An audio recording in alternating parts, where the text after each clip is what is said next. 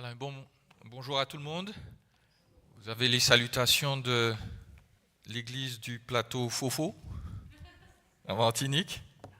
Je les ai eus hier. Ils étaient en sortie d'église. Les anciens vous saluent. Et ils ne vous en veulent pas de ce que je sois ici. Exact.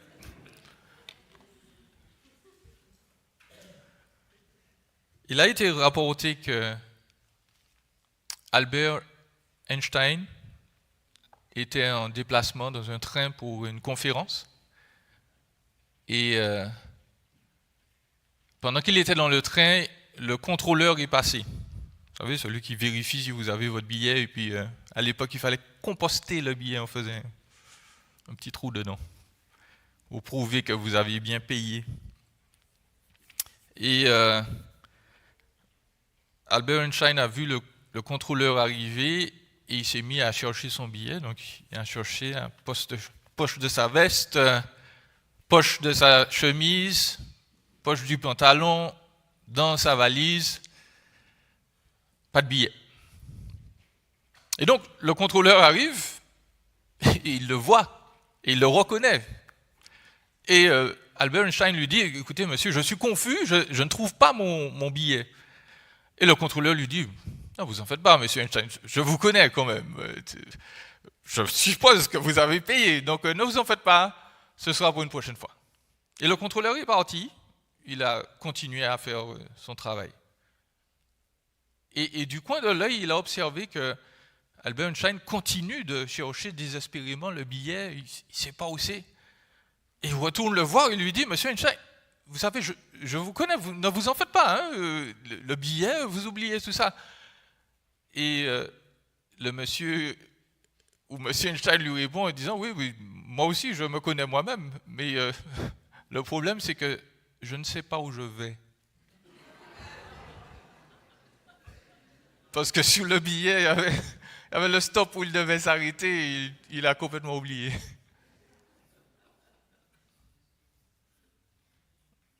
Albert Einstein ne savait pas où il allait.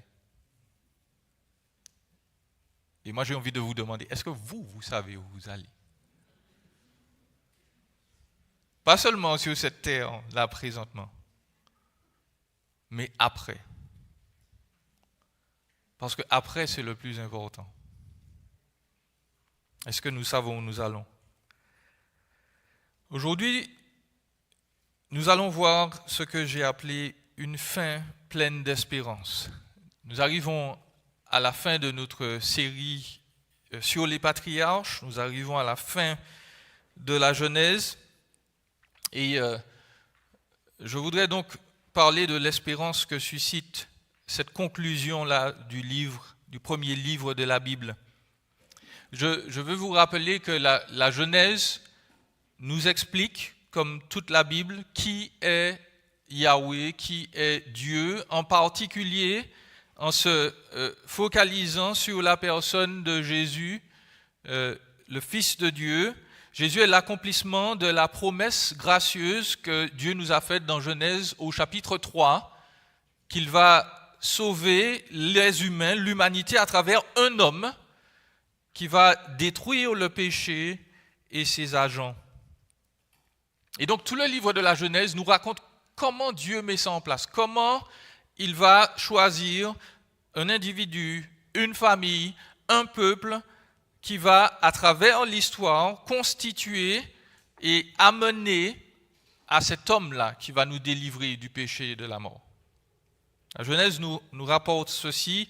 Et donc, nous arrivons à cette époque de la Genèse où Dieu a accompli ses promesses. Nous avons vu il y a quelques semaines de ça que la famille de Jacob est en désordre, elle est en tumulte, mais Dieu utilise Joseph pour sauver physiquement sa famille. Il va accomplir un salut, une délivrance pour eux spirituelle également. Et donc on va voir deux choses ce matin dans notre passage. On va voir l'espérance de l'éternité et puis l'espérance du pardon aussi. Nous allons concentrer notre attention pour l'espérance de l'éternité sur quelques versets nous devons parler de ce que j'ai appelé les éléments mortels du passage. Parce que, vous l'avez bien vu, il y a deux parties de notre passage qui se centrent sur cette réalité de la mort, qui est inévitable. Dans Genèse 50, verset 1, nous avons la réaction de Joseph. Il se jette sur le visage de son père, il pleure sur lui, il lui donne un baiser. Et puis dans Genèse 50, versets 24 à 26, l'Écriture nous dit que Joseph parle à ses frères, il leur dit « Je vais mourir. Je vais mourir. » Et donc on enterre Joseph, il demande à ses frères de faire remonter ses os loin d'ici. Joseph meurt à 110 ans, on l'embaume et on le met dans un sarcophage en Égypte. Deux décès donc, qui constituent ce qu'on appelle une inclusion. Vous avez le décès de Jacob, décès de Joseph, ça fait un cadre, et puis au centre, nous avons la demande des frères à Joseph. Je fais remarquer que Joseph et Jacob donc, sont mis ensemble dans notre récit au temps de leur mort sur le plan spirituel. Jacob est quand même un peu mieux, il a noué une relation profonde avec son Dieu, mais Jacob meurt. Joseph est décrit lui aussi comme un patriarche qui a passé le stade de son manque de maturité dans sa relation avec ses frères, qui est devenu premier ministre en Égypte. Il a vécu une longue et heureuse vie, fidèle à Yahweh. Il a eu beaucoup d'enfants, de petits-enfants, et il est mort. Jacob a vécu plus de 130 ans. Joseph meurt à l'âge de 110 ans, un âge qui indique une belle vie, une vie remplie pour les Égyptiens. Mais ils sont morts. Vous l'avez là sous les yeux, le verbe enterrer est mentionné 13 fois dans ces 26 versets.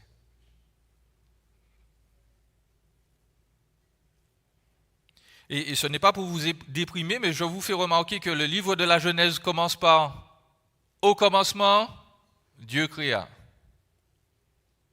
Et dernier mot de la Genèse dans un sarcophage en Égypte.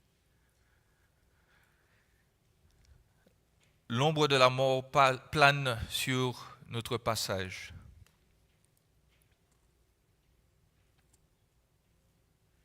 La vie passe.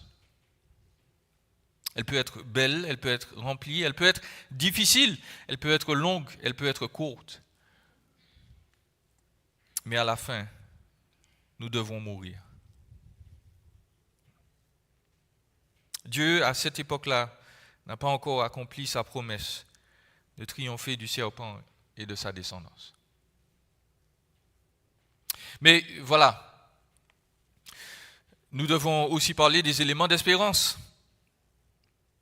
Parce qu'il faut en noter, il faut les noter, il y en a dans notre passage. Jacob nous dit qu'il ne veut pas être enterré en Égypte. Il a donné ses ordres dans Genèse donc 50, verset 5.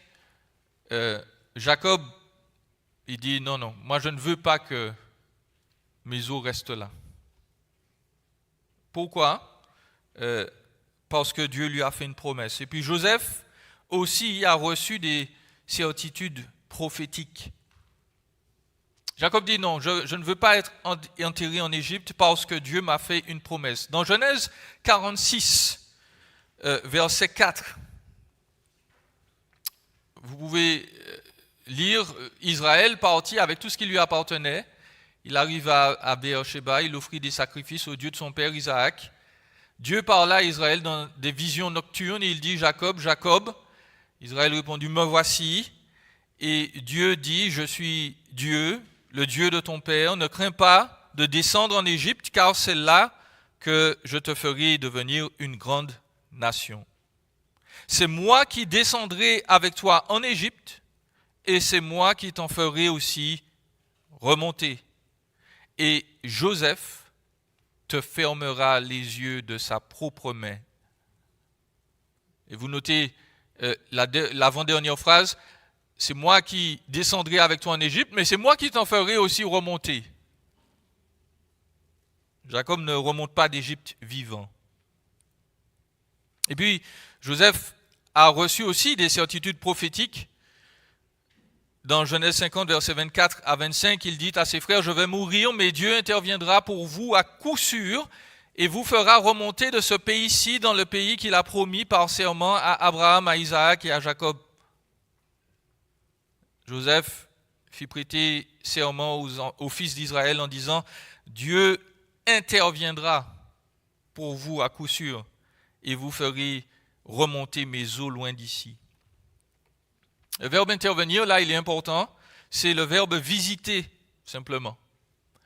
Il désigne le fait que Dieu va agir pour son peuple, pour ses sujets. Il va provoquer un grand changement dans leur vie, soit positif, soit négatif. Et ici, bien entendu, le changement, l'intervention de Dieu, elle est positive. Vous la connaissez, c'est l'Exode, lorsqu'Israël va sortir d'Égypte. Et ça, c'est important de le noter, parce que Jacob et Joseph savent que l'Égypte, ce n'est pas la destination finale. L'Égypte, c'est une halte, c'est un relais routier. En Martinique, on ne connaît pas ça. La Martinique est trop petite. mais ici, si vous voulez voyager vraiment au Québec et au Canada, vous avez besoin, lorsque vous prenez la route, de vous arrêter à un moment. Et donc, vous vous arrêtez, vous faites le plein, vous faites la pause toilette, la pause sandwich, on se rafraîchit un moment, et puis on repart, parce qu'on n'est pas arrivé. Mais l'Égypte, c'est ça, pour le peuple d'Israël. C'est un relais routier, ce n'est pas la destination finale. Et Jacob et Joseph le rappellent simplement en disant, je ne veux pas que mon corps reste là, parce que physiquement, je dois rester dans le lieu que Dieu a promis.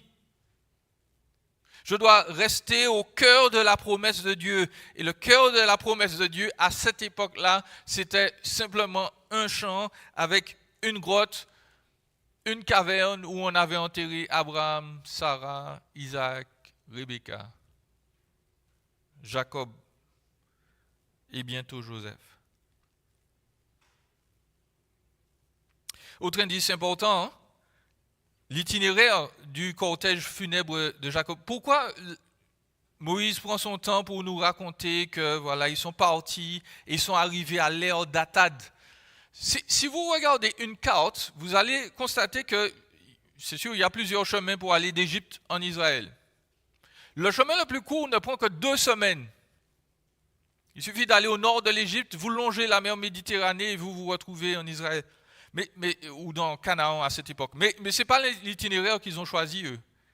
Ils sont descendus, ils ont fait le tour là, de la mer Rouge probablement, et puis ils contournent tout le pays pour passer par l'Est. Et en tant que chrétiens, cela doit nous faire réfléchir, parce que c'est la même route qu'Israël va prendre 400 ans plus tard, lorsqu'ils vont sortir d'Égypte. La même route. Et Dieu est en train de signifier là que, encore une fois, l'Égypte, ce n'est pas la destination finale.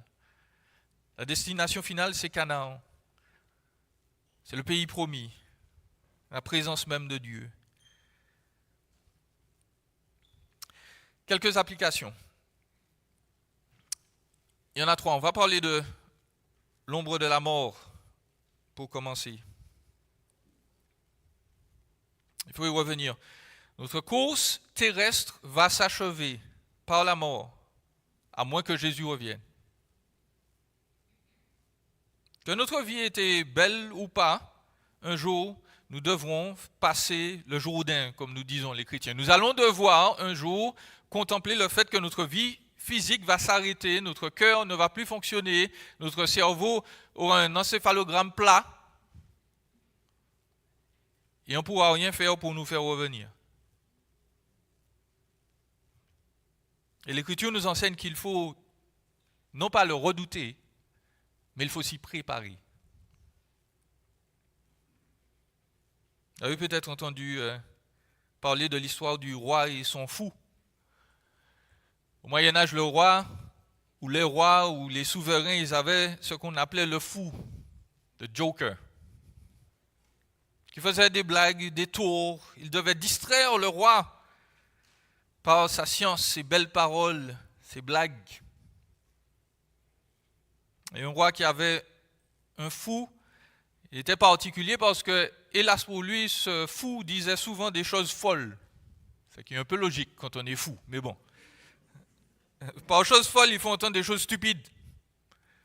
Et il disait des choses tellement stupides qu'un jour, le roi lui a dit, écoute, je te donne un bâton. Je te donne un témoin, un relais, et puis le jour où tu vas trouver quelqu'un plus stupide que toi, tu vas lui donner le bâton. Et cette histoire rapporte que le roi s'est un jour trouvé sur son lit de mort. Il allait partir, il a rassemblé sa famille, sa cour pour leur dire, je vais bientôt mourir.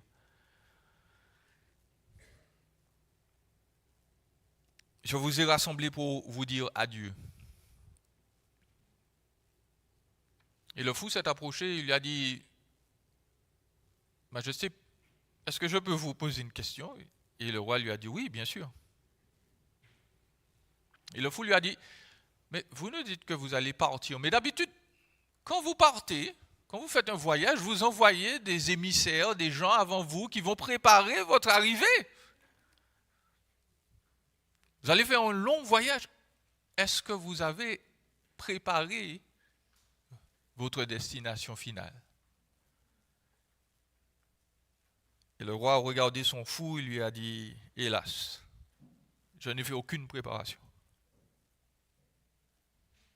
Et le fou lui a dit, je vous rends votre bâton, Majesté.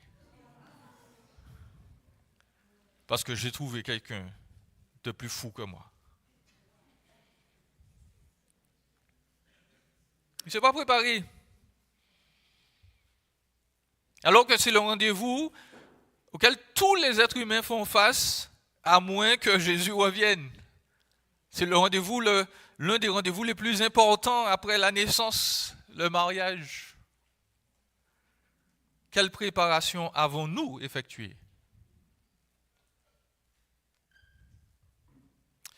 Non seulement nous devons nous préparer, mais je veux aussi rappeler que quelle que soit notre préparation pour nous-mêmes, nous devons aussi être prêts à gérer la gestion du départ des autres. Et là, je veux parler de manière plus profonde, plus émotionnelle. Vous avez vu que quand Joseph perd son père, il pleure, il l'embrasse, il exprime la douleur du départ. Et je voudrais par là même rappeler que tout le monde ne gère pas les décès de la même manière. Joseph a pleuré, il a embrassé la dépouille de son père. Rien n'est mentionné concernant ses frères. Ça ne veut pas dire qu'ils n'ont pas pleuré. Mais là, le texte nous montre Joseph aimait son père. Et il a géré son deuil de cette manière-là. Il l'a géré à l'égyptienne. On l'a embaumé, on l'a pleuré pendant 70 jours. Tout le monde ne gère pas les décès de la même manière. Et bien entendu, en tant que chrétiens, nous le savons, nous ne pleurons pas comme ceux qui n'ont pas d'espérance. Nous ne sommes pas des gens désespérés. Lorsque un proche part, surtout quelqu'un qui connaît Jésus, on n'est pas dans l'angoisse extrême. Parce qu'on sait où il ou elle va. Et oui, nous devons nous garder des extrêmes. Quelqu'un qui fait un party quelques semaines après le décès d'un être cher, c'est un peu bizarre. Et puis quelqu'un qui, des années après, pleure toujours un être cher, de manière excessive, là aussi, c'est un peu bizarre. On se garde des extrêmes. Mais entre les extrêmes, l'Écriture ne nous a jamais dit qu'il y a, pardonnez-moi la citation, un temps pour pleurer. C'est-à-dire que bon, on a top chrono, vous connaissez les phases du deuil, la colère, tristesse, déni, après acceptation, machin. Donc c'est pas, 3 mois, pleurer. 4 mois, la colère. 3 mois, acceptation. L'année prochaine, tout va bien. Pas comme ça qu'on gère un décès. Tout le monde gère le décès comme il peut et pas dans le même laps de temps. Et nous devons nous garder des citations de versets à l'emporte-pièce, Romains 8, 28. Toutes choses concourent bien ceux qui aiment Dieu. Mais en l'occurrence, ta citation du verset ne concourt pas au bien de la personne qui a tort, là, qui a mal. Il y a un temps pour laisser la personne pleurer. Là. Elle n'a pas besoin de citation de verset, elle a besoin de pleurer. Et puis à un moment, elle aura besoin d'encouragement. Et c'est là qu'il faudra être présent. Donnons-nous de l'espace. Supportons-nous les uns les autres dans ces temps tellement difficiles. Deuxième application que je voudrais faire, c'est mentionner l'ombre de l'assimilation. Il y avait l'ombre de la mort, mais l'ombre de l'assimilation. Notre séjour terrestre est souvent long et notre séjour terrestre détourne parfois nos yeux du but final de l'éternité. Au lieu d'être focalisés sur Dieu et sur ce monde nouveau qu'il nous promet, eh bien souvent nous sommes focalisés sur notre confort terrestre.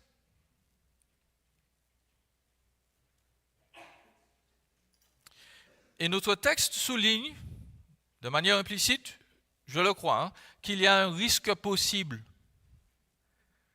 Au verset 10 et 11, je ne sais pas si vous vous rappelez, mais il nous a dit que les Cananéens, quand ils ont vu la procession arriver, qu'est-ce qu'ils disent? Ils disent, voilà un deuil imposant chez qui? Chez les Égyptiens. Et oui, il faut reconnaître, tout le monde était probablement habillé à l'égyptienne. Et ça fait plusieurs années qu'ils sont là, plusieurs décennies même qu'ils sont là. Des enfants sont nés, ils appartiennent entre guillemets à cette culture, mais non. Mais non, ils n'appartiennent pas à cette culture. Ce n'est pas un deuil égyptien.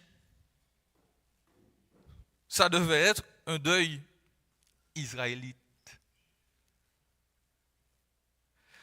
Je crois que le texte souligne qu'il y a un danger à l'assimilation. Je vous donne un autre exemple. Vous connaissez, j'espère, l'histoire de Daniel et de ses amis. Comment s'appelaient les amis de Daniel? C'était ça leur nom? Ah. Comment s'appelaient les amis de Daniel? Michaël, Azaria et puis Hanania.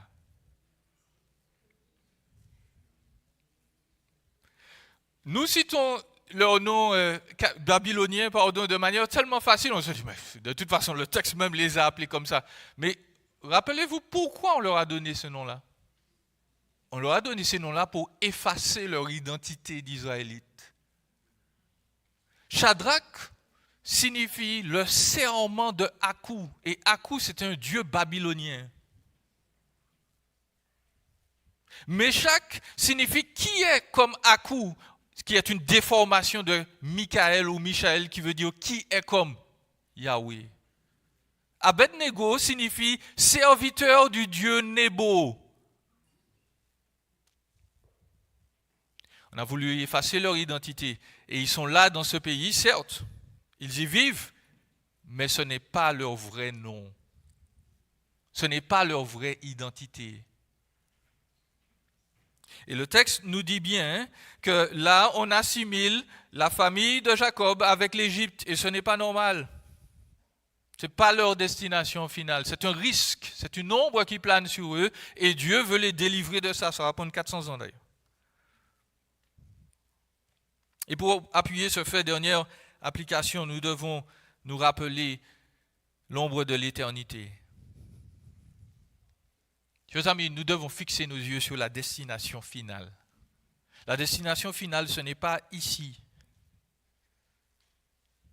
Ce n'est même pas notre notre tombe, notre cimetière quelque part au Québec ou ailleurs. Nous attendons une nouvelle terre, de nouveaux cieux. Nous attendons un lieu où il n'y aura plus de décès, plus de maladies. Dans l'éternité, il n'y aura plus de médecins, il n'y aura plus de pompiers, il n'y aura plus de juges, il n'y aura plus de policiers. Il n'y aura plus de services funéraires. Ça, c'est le monde où nous allons. C'est le monde sur lequel nous sommes focalisés. L'Écriture nous rappelle dans Hébreux 11, versets 13 à 16, c'est dans la foi qu'ils sont tous morts sans avoir obtenu les choses promises. Ils les ont vus de loin, salués de loin, en confessant qu'ils étaient étrangers et résidents temporaires sur la terre. L'Écriture nous dit, ceux qui parlent ainsi montrent clairement qu'ils cherchent une patrie, et s'ils avaient eu la nostalgie de celle qu'ils avaient quittée, ils auraient eu l'occasion d'y retourner. Mais en réalité, ils aspirent à une patrie meilleure, c'est-à-dire céleste.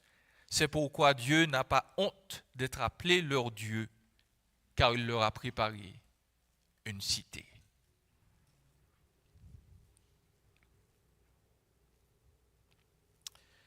Notre focus est sur l'éternité, pas ce monde-ci. Nous devons maintenant parler de l'espérance du pardon. Dans cette partie de l'Écriture, les frères se disent, Joseph, vu que notre père est mort, il pourrait avoir envie de se venger. Et donc, ils concoctent un plan pour dire à Joseph, écoute, pardon. Et le plan est très simple. Ils disent, ton père a donné cet ordre avant de mourir.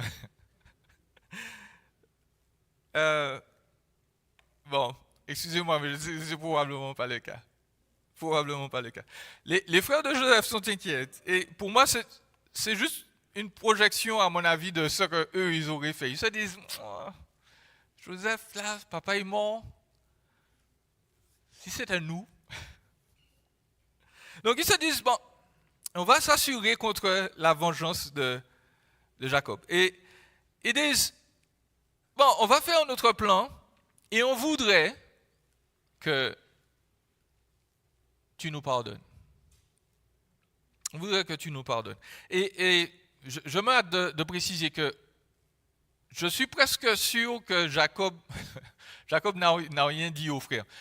Vous pouvez le relire chez vous. Dans Genèse 49, c'est la bénédiction des enfants d'Israël.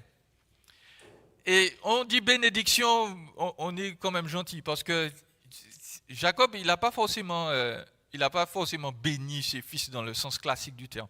Dans le cas de Ruben, par exemple, Ruben, vous vous rappelez, il a couché avec l'une des femmes de son père. Et Jacob ne l'a pas oublié, parce que dans la fameuse bénédiction, là, il lui dit, écoute, justement, il n'y en aura pas. Ruben, pas de bénédiction. Siméon et Lévi, Jacob dit lorsqu'il va mourir, je ne veux pas être en relation avec ces hommes-là. Ce qui est très dur à dire de ses fils lorsqu'on va mourir. Mais bref. Donc Jacob, il a certes changé, mais il n'a pas oublié. Et donc, les frères, je pense qu'ils mentent. Ils disent, ton père a dit de nous pardonner, mais au moins, notons, ce qui est important pour eux, ce serait que Joseph leur pardonne. Il dit, pardonne le péché des serviteurs du Dieu de ton père. Et je pense que, encore une fois, même si c'est mal fait, je pense que leur demande est quand même un peu sincère. Parce que, voyez-vous, ils n'ont pas dit, écoute, Joseph, tu connais notre père, il n'était pas très gentil, il avait fait des préférences par rapport à toi et Benjamin, on n'aime pas trop ça, mais s'il te plaît, pardonne-nous. Ils ne sont pas revenus là-dessus. Ils n'ont pas dit à Joseph, écoute Joseph, tu te rappelles toutes les calomnies que tu as répandues sur nous là quand tu étais jeune, pardonne-nous.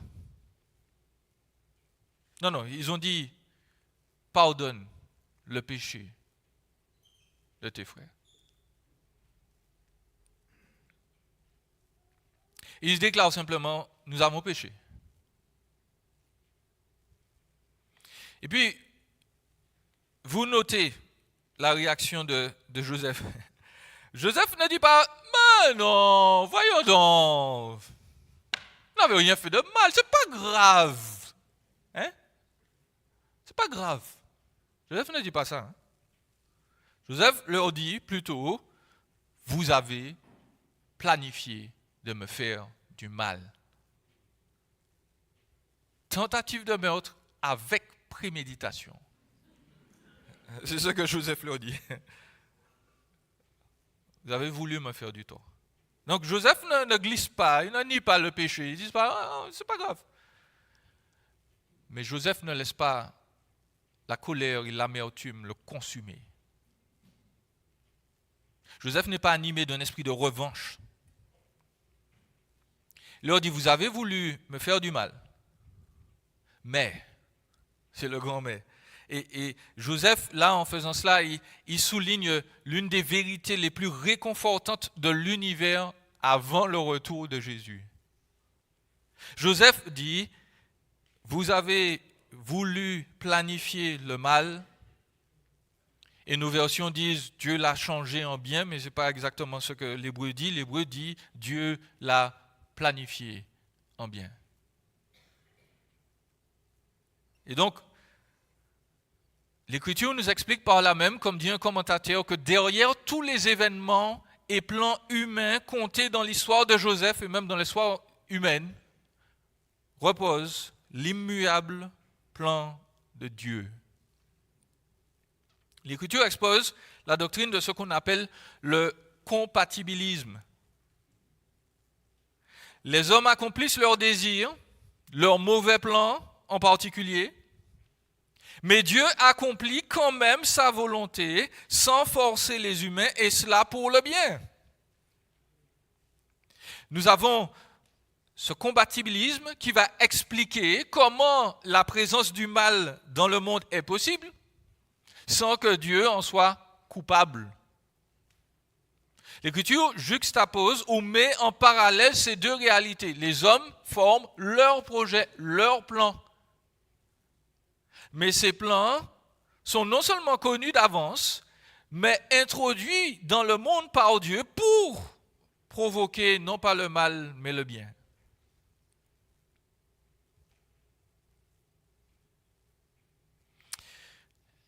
Il me faut faire quelques applications. Joseph a décidé de pardonner à ses frères bien avant qu'il ne l'ait demandé. Ça, c'est un choix. J'y reviens. Nous le savons parce que Joseph leur a fait passer des tests. Vous vous rappelez quand ils sont venus en Égypte, des chapitres 42 à 44, ils sont arrivés en Égypte, c'est la famine. Comme par hasard, Joseph est là, il les voit. Joseph comprend le plan de Dieu. Et puis la première chose que Joseph leur dit, il ne leur dit même pas bonjour, il leur dit, vous êtes des espions. Donc les frères disent, non, on n'est pas des espions. La preuve, voici notre carte d'identité. On a un vieux papa qui est là, on a un jeune frère toujours vivant, voilà notre identité. Joseph dit, vous êtes des espions, en prison. Il les met en prison. Après, il vient les voir, il leur dit, bon, vous m'avez dit que vous avez un vieux papa, un frère, etc. Je veux votre frère. Donc il libère, il garde un et il vérifie. Et les frères parlent en même temps, ils disent, messieurs, mais qu'est-ce qui nous arrive? Qu'est-ce qui nous arrive? Et Joseph les entend. Et Joseph regarde comment ils réagissent. Et les frères disent, ça c'est le karma.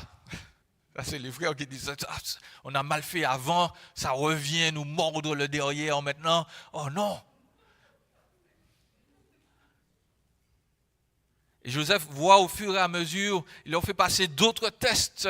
Il veut kidnapper Benjamin et puis voir, est-ce que les frères détestent Benjamin comme ils le détestaient lui? Est-ce qu'ils vont dire, oh, Joseph fait garder Benjamin, impeccable. On va rentrer chez nous, on va se débarrasser de l'autre chouchou. Ben non. Mais non, ils disent, ah non, de grâce. Ne fais pas ça parce que si tu fais ça, notre pauvre vieux père, il va mourir. Ils ont changé. Judas dit, écoute, garde-moi ici et puis renvoie-les tous. Ils ont changé. Et Joseph réalise qu'il a raison de pardonner à ses frères.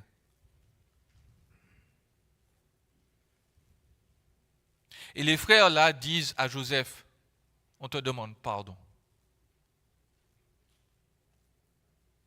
Dans Luc 17, au verset 3, l'Écriture nous enseigne que pour être pardonné, il faut le demander. Luc 17, verset 3, Jésus parle et nous dit, prenez garde à vous-même. Si ton frère a péché, qu'est-ce qu'il faut faire? Ferme les yeux et ne dis rien. Pas vu, pas entendu, pas parlé. Non, si ton frère a péché, tu le reprends. Et s'il se repent, pardonne-lui. Et s'il pêche contre toi 7 fois dans une journée, que 7 fois il revienne à toi en disant « Je me repens », tu lui pardonneras. L'Écriture dit que pour être pardonné, il faut le demander. Même notre conversion est le témoignage de la chose. Dieu nous pardonne nos erreurs. Pourquoi? Parce que nous avons demandé pardon. Certes, oui, Jésus a accompli tout ça à la croix au début. Mais qu'est-ce qui va rendre la chose effective dans nos vies? Quand il y a une reconnaissance de la faute, un regret sincère et profond qui débouche sur un changement de vie. Si vous avez fait simplement une petite confession, vous avez fait une petite prière, Seigneur, s'il te plaît, change-moi, et que votre vie n'a pas changé, pardon, mais vous n'êtes pas sauvé. Quand on est vraiment pardonné par Dieu, qu'on a compris qui est Dieu et qui nous sommes devant lui, notre vie est transformée. Et le pardon fait quoi? Le pardon restaure la relation comme au premier jour. Le pardon répare la brèche qui est causée par le tort. Les frères de Joseph ne lui ont pas dit « excuse-nous ». Okay? On donne des excuses quand on devait faire son devoir ou bien on devait arriver à un rendez-vous et puis le pneu a éclaté sur la route. On dit « pardon, je suis arrivé en retard parce que mon pneu a éclaté ». Ça, c'est l'excuse. Mais on dit à l'autre pardon parce que je t'ai fait du mal, pas simplement excuse-moi. Et donc, l'Écriture nous enseigne que non seulement nous devons demander pardon, mais quand le pardon est demandé, il doit être accordé. Impératif. Jésus dit, si ton frère a péché, tu le repens. S'il se repent, pardonne-lui. Ce n'est pas une option, ce n'est pas un conseil, c'est un ordre. Est-ce qu'il y a des personnes à qui nous devons demander pardon? Est-ce qu'il y a des personnes à qui nous devons accorder notre pardon? Certains vont me dire, oui, mais Jean-Élie, j'ai déjà demandé pardon et la personne ne m'a jamais répondu. Non, mais très bien, la Bible a prévu le coup aussi. Si la relation est cassée, cette personne n'est plus en relation avec vous, elle devient un ennemi. C'est plus un ami, c'est un ennemi. Qu'est-ce qu'il faut faire avec nos ennemis?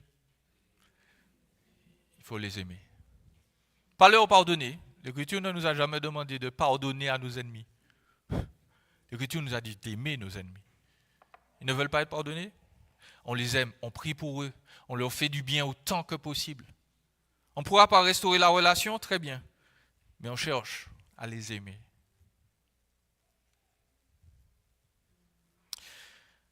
Je veux terminer en parlant de l'application du compatibilisme. Le compatibilisme concret. Quand on entend cette doctrine, on se dit, Jean-Élie, ça ne fait pas de sens. Comment Dieu peut inclure ma volonté dans son plan? Chers amis, je ne sais pas. La Bible ne nous a jamais expliqué comment Dieu fait les choses. Est-ce que nous savons comment Dieu a fait le monde? Non. La Bible nous dit Dieu a fait le monde. C'est tout. C'est tout ce dont nous avons besoin. Voyez-vous, cette doctrine peut être compliquée, mais il faut savoir que notre salut en dépend.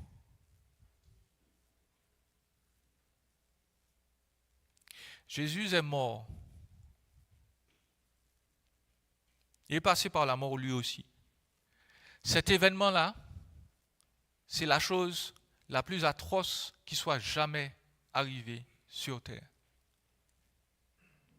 Et chers amis, je ne minimise pas les souffrances d'autres personnes qui ont perdu des êtres chers, les enfants qui meurent chaque seconde, la faim, les guerres dans le monde. Ça, c'est atroce aussi.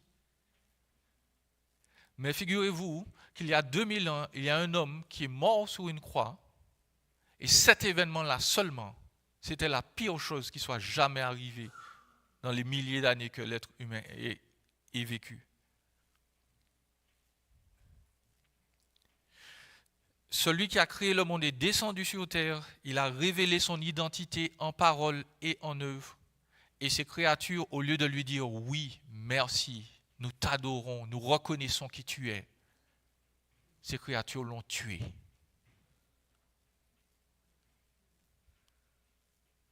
C'est la chose la plus atroce, la plus sale, la plus dure qui soit jamais arrivée dans le monde. Mais cet événement-là, c'est aussi le plus beau, le plus grand, le plus aimant qui soit jamais arrivé dans ce monde-ci. Parce que si Jésus n'était pas mort pour nous, à l'heure actuelle, notre conscience aurait été souillée et la colère de Dieu serait toujours sur nous. Voyez, l'événement le plus sale et le plus dégoûtant qui soit, c'est l'événement le plus beau et le plus magnifique qui soit. Et Dieu l'a mis ensemble sur la croix. Et j'ai envie de vous dire que cet événement-là qui nous donne le salut, c'est la seule chose qui va faire que nous serons acceptés devant Dieu. C'est un modèle de ce que Dieu peut faire dans nos vies aussi. Et je n'ai pas besoin de faire le grand détective. Il y a des choses qui vous sont arrivées, peut-être que vous n'avez dit à personne, et qui sont atroces, et qui vous ont brisé de l'intérieur. Dieu dit, tu vois ça, je peux le changer en bien. Je peux faire que de cet événement-là qui t'a brisé, eh bien, jaillisse de la réconciliation, de la joie, du pardon. Parce que c'est ce que j'ai fait pour mon fils. C'est ce que j'ai fait pour Joseph. Il est descendu en Égypte à cause de la haine de ses frères. Mais c'est lui qui les a sauvés. C'est lui qui leur a pardonné. C'est lui qui a fait qu'ils ont pu s'en sortir. Chers amis, il y a de l'espérance dans ce monde-ci. Il y a des choses terribles qui nous arrivent aussi. Mais Dieu, c'est le Dieu de l'espérance. Et l'espérance, en tant que chrétien, on aime bien faire la différence entre l'espérance et l'espoir. L'espoir, c'est « j'espère que tout ira bien ». Mais l'espérance chrétienne, elle est certaine. Le chrétien ne dit pas « j'espère que tout ira bien ». Le chrétien dit « je sais que tout ira bien ». Parce que mon Père veille sur moi. Il m'a dit que ce que les hommes parfois planifient en mal, eh bien lui, il le planifie, il le change en bien. Amen.